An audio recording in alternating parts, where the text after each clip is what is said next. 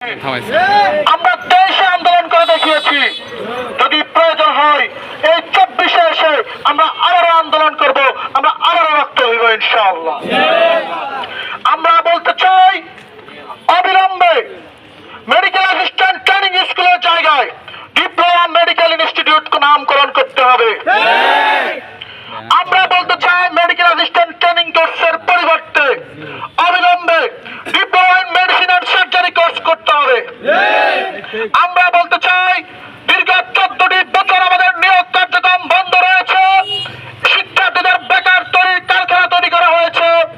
যদি অতি শীঘ্রই নিয়োগ কার্যক্রম শুরু না হয় তাহলে প্রত্যেকটি ম্যাচ প্রতিষ্ঠান গুড়িয়ে ফেলা হবে, গুড়িয়ে দেওয়া হবে প্রত্যেকটি ম্যাচ প্রতিষ্ঠান।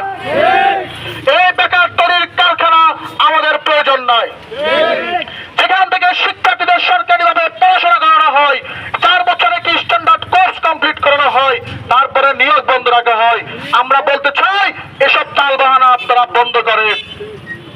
সিন্ডিকেট ভেঙে দেন, নয় সিন্ডিকেট আমরা নিজ হাতে ভেঙে দিব, প্রত্যেকটি ক্যাম্পাস আমরা আগুন জ্বালিয়ে দিব।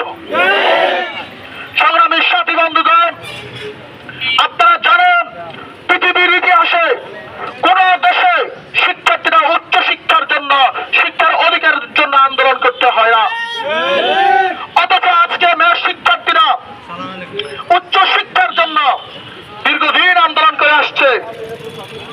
1976 সাল থেকে যে প্রতিষ্ঠান পরিচালনা করা হয়, সেখান থেকে ডিপ্লোমা ডিগ্রি দেওয়া হয়, এরপরে আর ব্যাচেলর করার সুযোগ দেওয়া হয় না, উচ্চ শিক্ষার সুযোগ দেওয়া হয় না। নিঃসন্দেহে এটি আমাদের সাথে সবচেয়ে বড় বৈষম্য করা হয়েছে।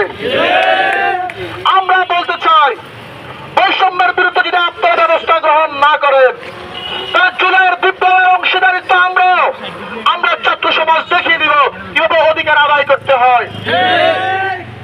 আমরা বলতে চাই অবিলম্বে উপসহকারী কমিউনিটি মেডিকেল অফিসার পদে আমাদের নিয়োগ এবং নতুন পদ সৃজন করতে হবে, উচ্চ শিক্ষার ব্যবস্থা করতে হবে। আমাদের যে কোর্স কারিকুলাম অসংগতিপূর্ণ, সে কোর্স কারিকুলাম পরিবর্তন করতে হবে।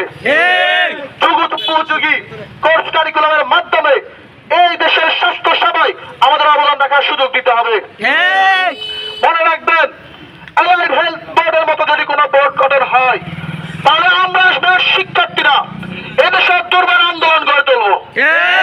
আমরা অবশ্যই বলতে চাই অ্যালাইড হেলথ বোর্ডের নামে কোনো বোর্ড করতে দেওয়া যাবে না।